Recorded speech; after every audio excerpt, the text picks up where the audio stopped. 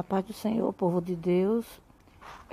Nesta semana vamos estar estudando a lição 7, onde traz o título A Necessidade do Novo Nascimento.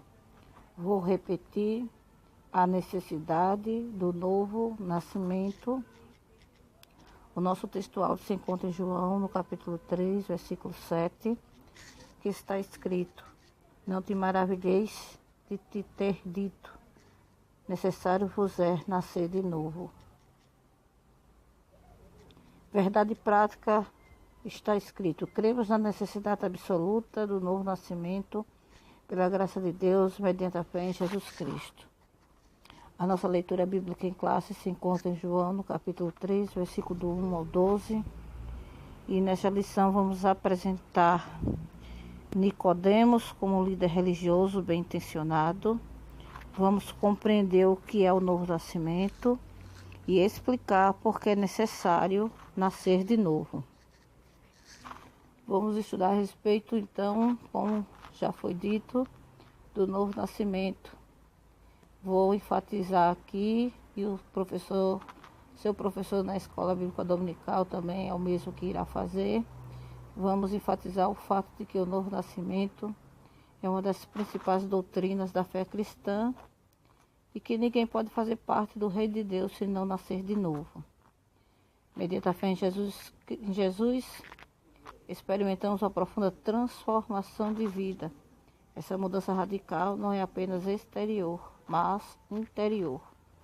Contudo, temos visto que atualmente muitos, como Nicodemos, não conseguem compreender a necessidade e a importância de nascer novamente. O Senhor Jesus mostrou a Nicodemos e a nós que religião alguma tem condição de transformar o homem. Somente Ele pode nos conceder uma nova natureza mediante a fé. Então, o tema da presente lição é de suma importância, porque muitas pessoas estão equivocadas nas coisas concernentes à salvação, assim como Nicodemos também estava. As boas ações, um padrão de vida exemplar e até mesmo a prática de uma religiosidade sincera não conduz ninguém à vida eterna.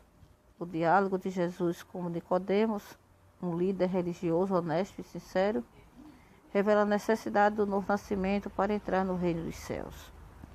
Mas vamos entender quem era Nicodemos.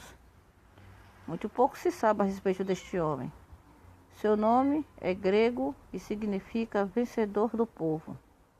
Ele também era fariseu, um príncipe do povo e membro do sinédrio.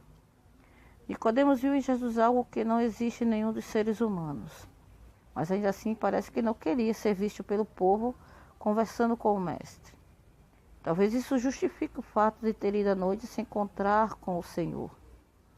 Nicodemos nunca mais foi o mesmo depois desse encontro com Jesus. Esse diálogo impressiona as pessoas ainda hoje, pois nele está o que consideramos ser o textuário da Bíblia. E quem eram os fariseus?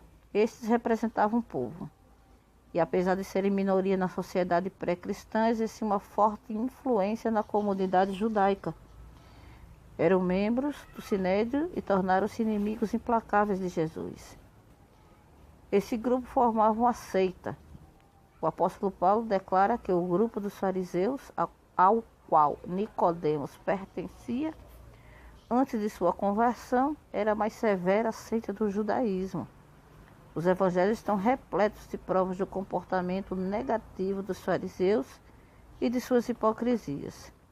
Isto é tanto que a palavra fariseu tornou-se sinônimo de hipócrita e fingido até os dias de hoje.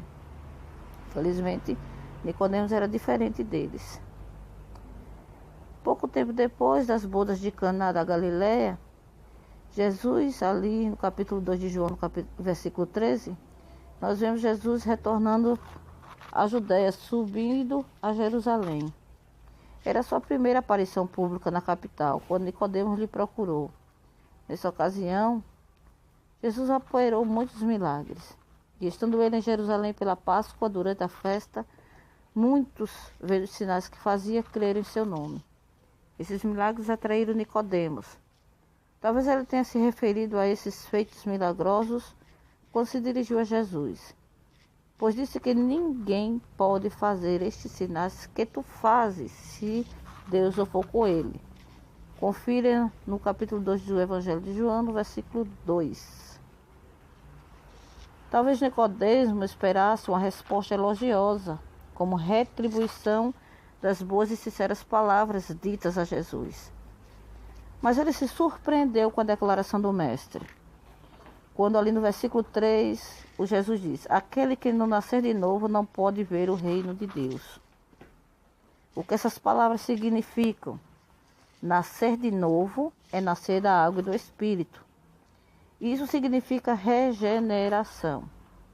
É o início de uma nova vida, quando o pecador se torna nova criatura, criada em Cristo Jesus. Trata-se de uma experiência profunda com Jesus e não de uma mera mudança de religião.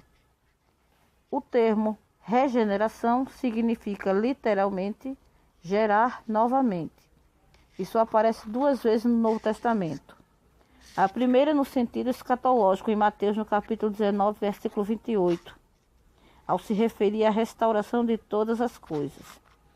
E a outra como sinônimo de novo nascimento, cujo sentido é de salvação em Cristo, está em Tito, no capítulo 3, versículo 5. Isso significa ser gerado da semente incorruptível, a mesma que Pedro escreveu em 1 Pedro, no capítulo 1, versículo 23. Os reencarnacionistas costumam usar essa passagem para fundamentar a doutrina da reencarnação. Mas essa não é a questão aqui. Jesus deixou claro ao príncipe dos judeus, no versículo 6, quando ele disse: o que é nascido da carne é carne, e o que é nascido do Espírito é Espírito.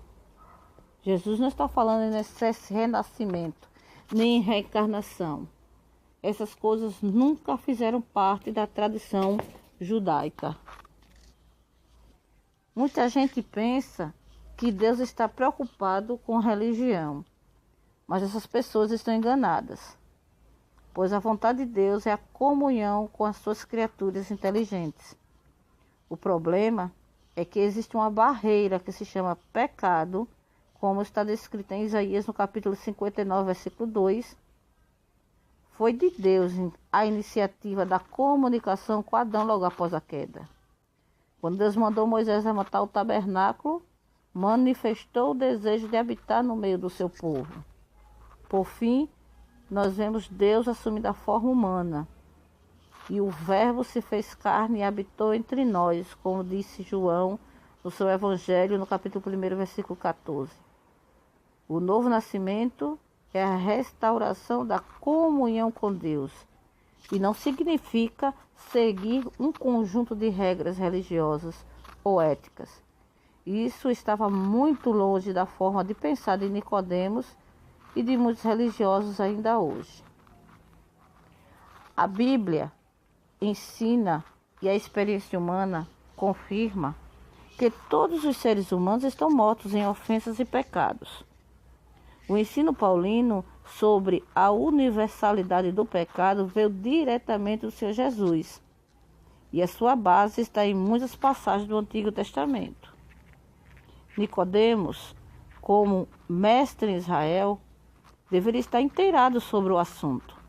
Além disso, Jesus usou a linguagem bíblica ao lhe comunicar a necessidade do nosso nascimento. Trata-se de uma necessidade imperiosa, porque todas as pessoas estão mortas e precisam reviver, ou seja, receber vida espiritual. Precisamos de uma experiência nova com Cristo. Ninguém no mundo nasce cristão. Todos os seres humanos nascem pecadores. A salvação é individual e pessoal. Por isso, até mesmo aquele que nasceu no lar cristão, apesar do privilégio de ter sido criado num ambiente cristão e de ter recebido uma valiosa herança espiritual dos pais, precisa receber a Jesus como Salvador pessoal para se tornar filho de Deus. Ninguém é salvo simplesmente por pertencer a uma religião ou seguir a tradição de seus antepassados. Saulo de Tarso é um bom exemplo, pois ele mesmo declara ser extremamente religioso, e não um religioso qualquer, mas um praticante inveterado do judaísmo. Depois de sua experiência com Jesus, ele se considerou o principal entre os pecadores e descreveu seu estado de miséria diante de Deus, igualando-se aos demais pecadores, insensatos, desobedientes, extraviados, servindo a várias concupiscências e deleites, vivendo em malícia e inveja, odiosos, odiando-nos uns aos outros. Isto foi o que ele escreveu a Tito, no capítulo 3, versículo 3. Não existe salvação sem Jesus. Nicodemos e Paulo eram israelitas e professavam a religião dos seus antepassados. Abraão, Isaque, Jacó, Samuel, Davi e outros patriarcas, reis e profetas do Antigo Testamento. Mas Cornélio era romano e, mesmo assim, talvez por influência da religião judaica, era piedoso e temente a Deus, com toda a sua casa, o qual fazia muitas esmolas ao povo e de contínuo orava a Deus. Observe que essas atitudes de Cornélio tinham a aprovação divina, mas ninguém é salvo pelas obras. Por isso, o apóstolo Pedro foi enviado para falar a Cornélio sobre a salvação em Cristo. A descrição bíblica da conduta de Cornélio se repete ao longo da história humana, nas mais diversas culturas e civilizações. A conversão envolve fé, arrependimento e regeneração. A salvação é um dom de Deus mediante a fé em Jesus, como Paulo escreveu a Efésios no capítulo 2, versículo 8 e 9. Há ainda hoje muitas pessoas religiosas e sinceras como Cornélio e pessoas bem intencionadas como Nicodemos. Mas elas precisam nascer de novo, da água e do Espírito, para herdarem o reino de Deus. E é nossa tarefa, como cristãos e comunicadores do Evangelho, falar sobre a necessidade do novo nascimento, não somente ao pecador quanto mais, mas também aos muitos Nicodemos, entre aspas, e Cornélios, entre aspas, que estão à nossa volta. Amém? Deus te abençoe. Eu sou Rosa Marques e esta foi mais uma lição bíblica da Escola Bíblica Dominical. Tenha uma boa aula na santa e gloriosa paz do Senhor. Amém.